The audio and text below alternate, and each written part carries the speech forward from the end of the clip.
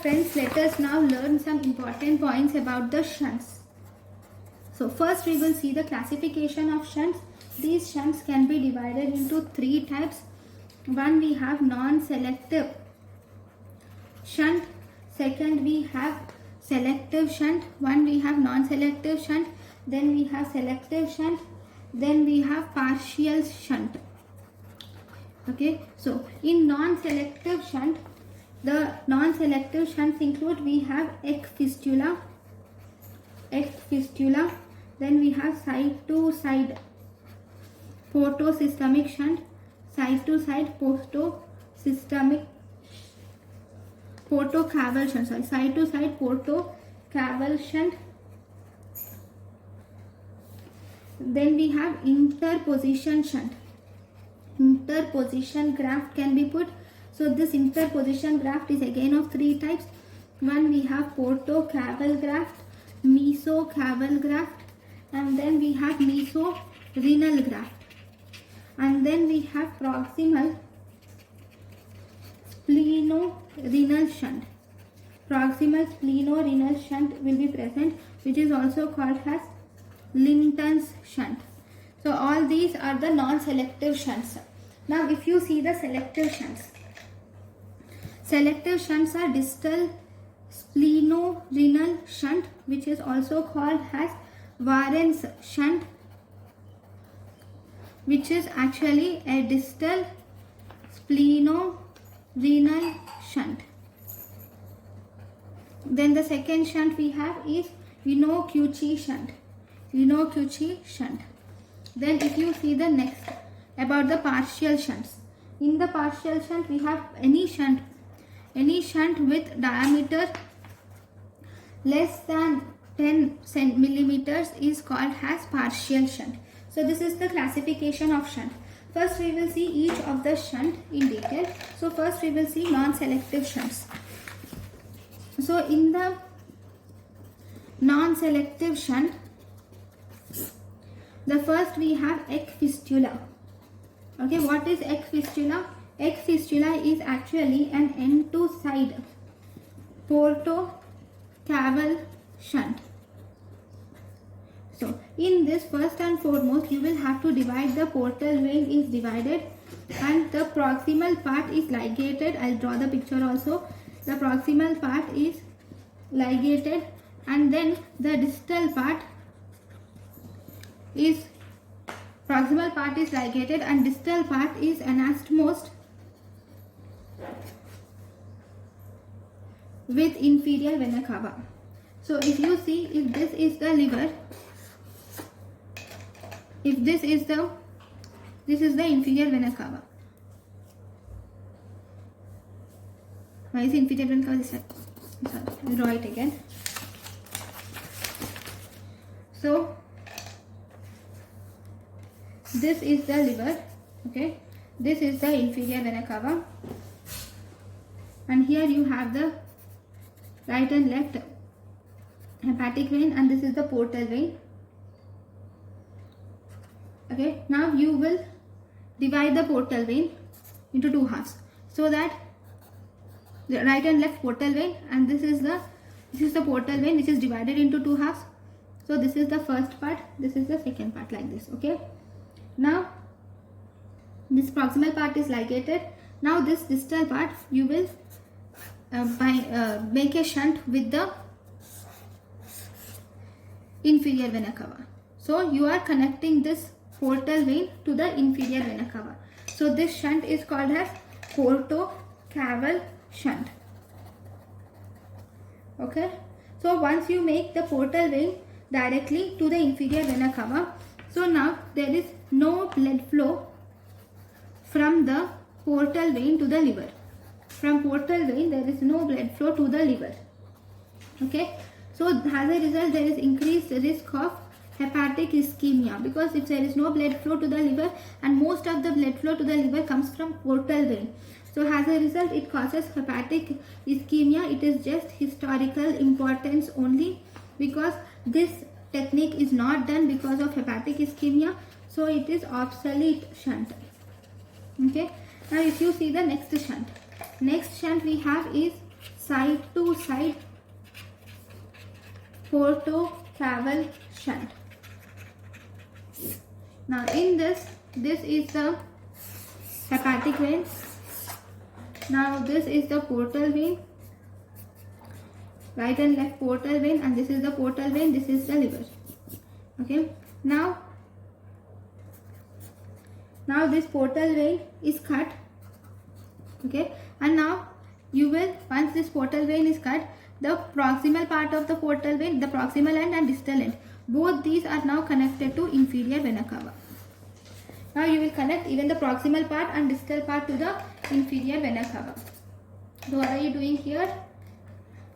Here, first and foremost, you will cut the portal vein. That is, portal vein is first divided, and then you will join the proximal. This is the proximal part of portal vein. This is the proximal part of portal vein. This is the distal part of portal vein. This is proximal, this is distal. Now both the, this is the proximal, this is distal. The proximal part and the distal part, both these are now anastomosed with inferior vena cava. So this is actually the most common performed shunt, and this is actually, so this is the most commonly performed shunt is side to side portocaval shunt, and this is actually the shunt of choice for, it is the shunt of choice for refractory ascites. It is the shunt of choice for Budd-Chiari syndrome. It is also the shunt of choice for veno-occlusive disease. So side to side portocaval shunt is the shunt of choice for refractory ascites. It is the shunt of choice for Budd-Chiari syndrome and shunt of choice for veno-occlusive disease. Then if you see the next is interposition graft. Now we have done with egg fistula. We are done with side to side portocaval shunt. Now we will see interposition graft. Then the third one is interposition graft. This is the third one. So in the interposition graft, so this is the liver. Okay. Now for this is the inferior vena cava. Okay. Now we have, this is the portal vein.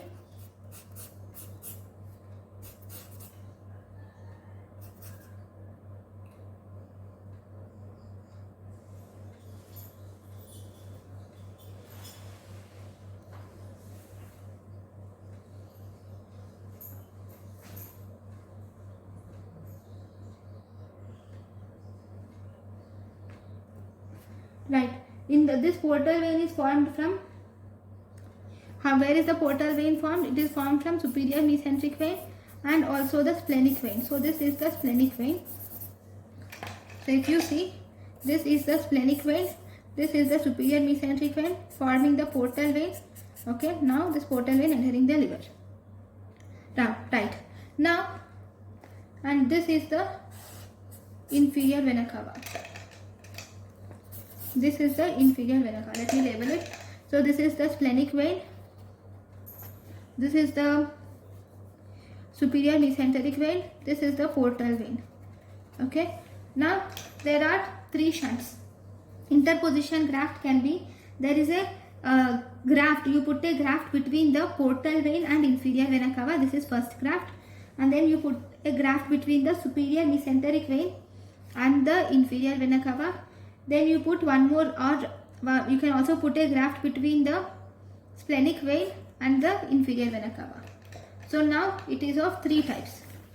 Number one, this, when you put a graft between portal vein and inferior vena cava, we call it as portocaval, where this is present between the portal vein and inferior vena cava.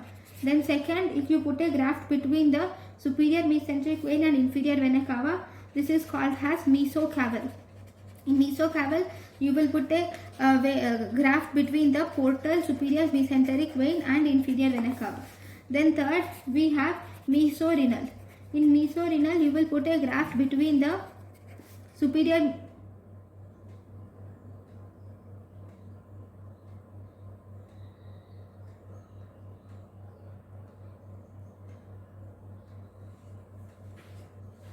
Sorry, this is not between splenic vein and superior mesenteric vein. This is not between the splenic vein. Yeah, it is a splenic vein only. I'm sorry. So you will put a graft between the splenic vein and superior mesenteric vein, not inferior vena cava. You will put a graft between the splenic vein and superior mesenteric vein.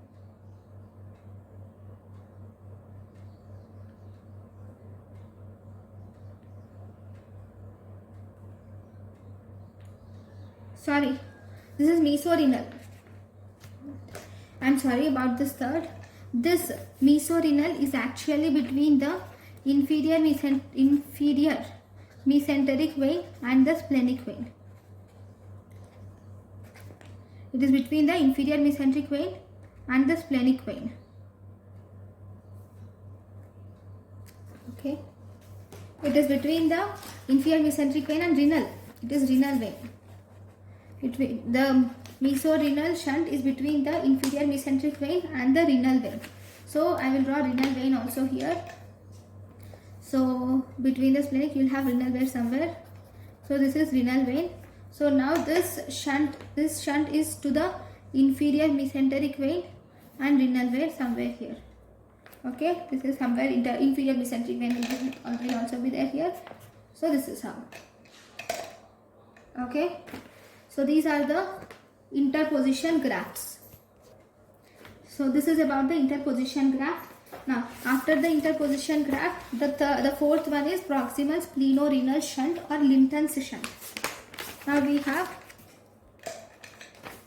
proximal splenorenal shunt are also called as Linton's shunt. So what do you see in this proximal splenorenal shunt or Linton's shunt? This is actually performed after splenectomy. It is performed after splenectomy, and in this you will actually suture. I'll just draw the picture. Okay, this is the liver and this is the veins. This is the portal vein which is formed from the renal vein. This is the renal vein, this is the superior mesenteric vein. Okay, and this is the inferior vena cava. Now this is the splenic vein, superior mesenteric vein, this is the portal vein. Okay, this is inferior vena cava. Now from the inferior vena cava, you will see that there will be renal vein.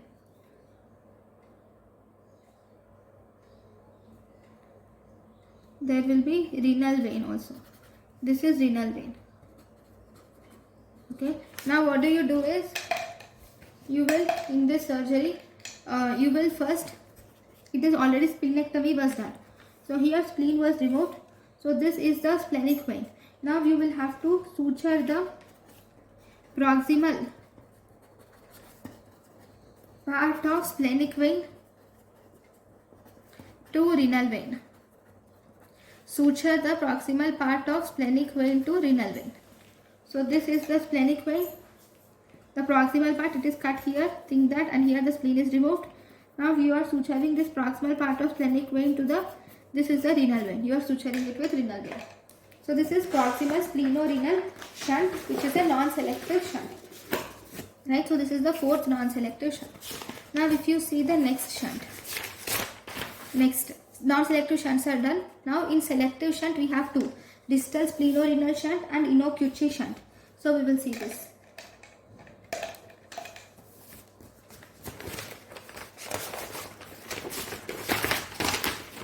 Now we have distal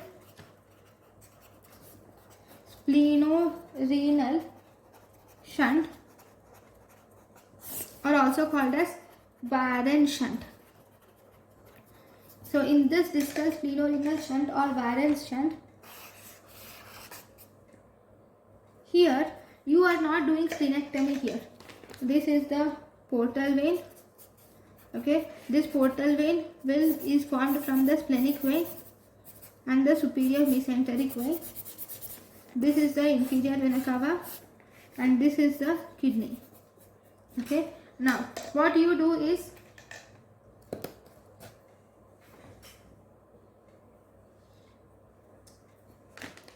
or you can take this part also, renal vein, any renal vein. Now what you do is, you have, this is the spleen, this is spleen. Okay, from the spleen you have the splenic vein, this.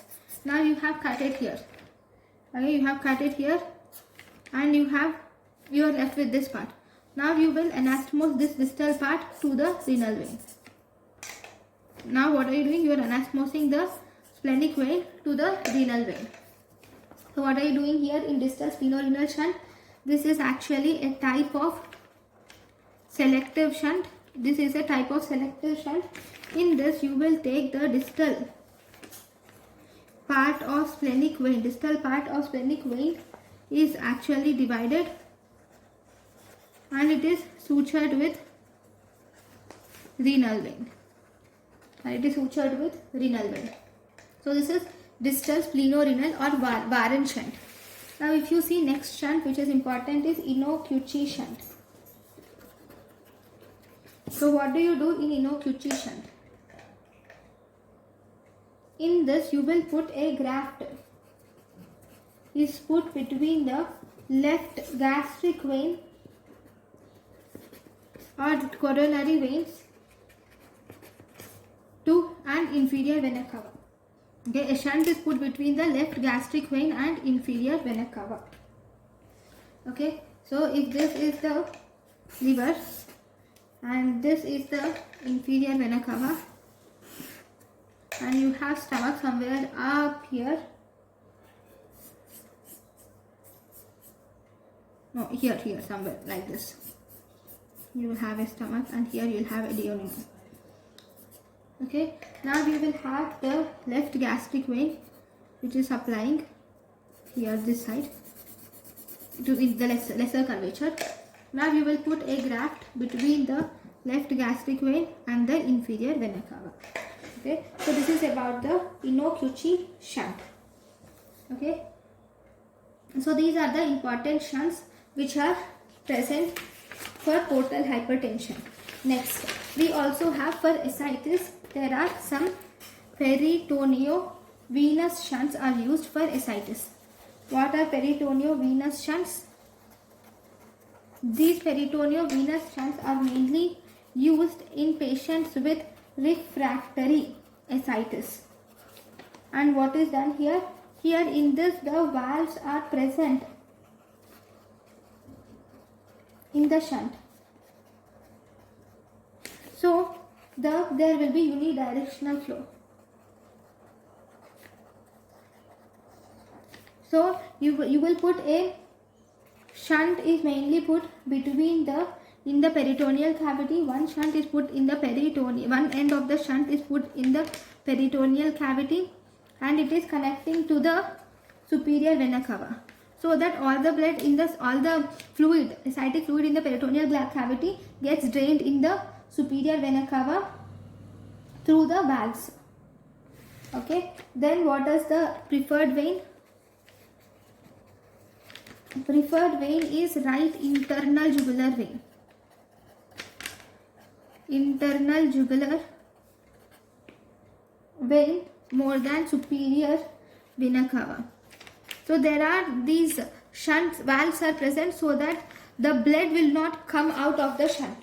Only the this will allow unidirectional flow, so that only the peritoneal fluid goes into the superior vena cava. Okay, so this is about the peritoneovenous shunt. What are the shunts used? The peritoneovenous shunts used are, we have Denver shunt and we have Levine shunt and then we have Minnesota shunts are the shunts used. So this is about the portovenous shunts. Thank you.